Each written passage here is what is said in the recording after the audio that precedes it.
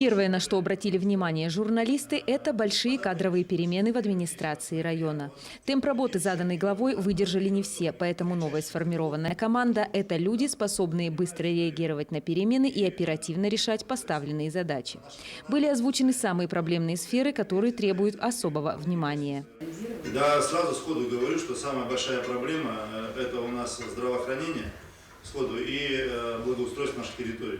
Вот эти два направления, под благоустройством я имею в виду и дороги, да, и содержание внутридворовых территорий, и мест общего посещения, там, парковые зоны и так далее. Я вот про это говорю. Болевые точки поселений тоже хорошо известны, и им предстоит уделить особое внимание.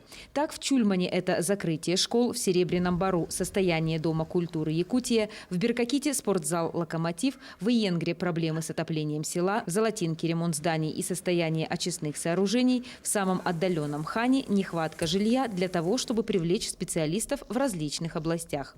Общая тема, которая требует внимания, это здание так называемых торгово-офисных центров.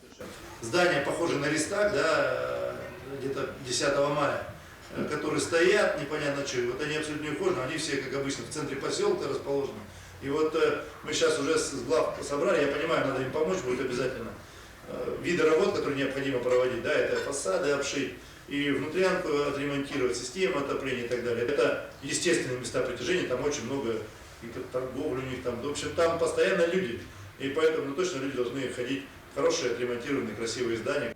Рассказал глава о Совете градообразующих предприятий, который создан совсем недавно. Сейчас уже подписаны соглашения социально-экономического сотрудничества с компанией «Колмар», «Эльгауголь» и «Антрацит Инвест». В рамках Совета мне очень хочется, чтобы эти предприятия по-настоящему включились в жизнь, значит, нашего района, и с помощью их мы все-таки смогли, с помощью их денег, их финансирования мы смогли построить какие-то такие очень значимые объекты. В плановом режиме продолжаются работы по ремонту дорог, строительству здания аэропорта, строительству квартала «Р», переселению из аварийного и ветхого жилья, модернизации Нерюнгринской ГРЭС. Благодаря налаженному взаимодействию с главой республики и министерствами все вопросы развития района и дальше будут решаться планомерно и оперативно.